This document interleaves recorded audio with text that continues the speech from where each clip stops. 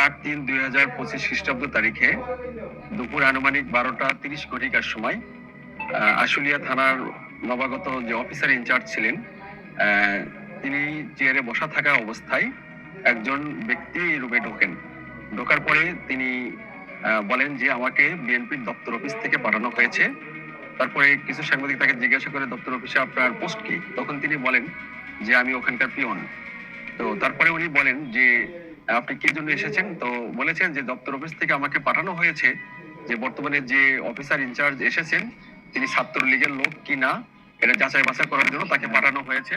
এবং এটা নিয়ে অফিসার ইনচার্জের রুমে একটা বাক বিতণ্ডা শুরু হয়ে যায় এবং বাক বিতণ্ডা থেকে সেটা মানে সারা দেশে এটা ভাইরাল হয়ে যায় যে অফিসার ইনচার্জের রুমে ঢুকে এক জনৈক ব্যক্তি বিএনপির পরিচয় দিয়ে এরকম একটা করবে। তো এই বিষয়টা আমাদের ঢাকা জেলা পুলিশের সুযোগ্য পুলিশ সুপার স্যারের নজরে আসে এবং তিনি সার্বিকভাবে নির্দেশ প্রদান করেন যে যে করে হোক এই দুষ্কৃতকারীকে গ্রেপ্তার করতে হবে। তো তাৎক্ষণিকভাবে আমাদের ঢাকা জেলা পুলিশের একটা চৌকস দল, বিশেষ করে গোয়েন্দা টিম, এটা নিয়ে কাজ করা শুরু করে দেয়। তখন দেখা যায় যে উক্ত ব্যক্তির নাম সুমন, তার বাড়ি চাঁদপুর শাহরস্তি থানায়। তো সে এই এলাকায় থেকে ওই ঘটনার পরেই সে এখান থেকে পলাতক হয়ে চলে গেছে।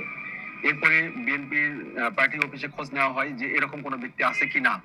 তখন তারা বলে যে পার্টি অফিসে এরকম কোনো পিয়ন ছিল না এবং বর্তমানেও নাই, এবং যার নাম করে এখানে পরিচয় দেওয়া হয়েছে সেই ব্যক্তিরও রুহুল আমিন মিন্টু।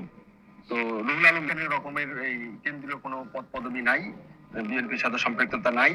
তো এটাও আমরা তাদেরকে প্রতিবাদ জানানোর পরে তারা বলেছে যে এরকম নাই তাদের।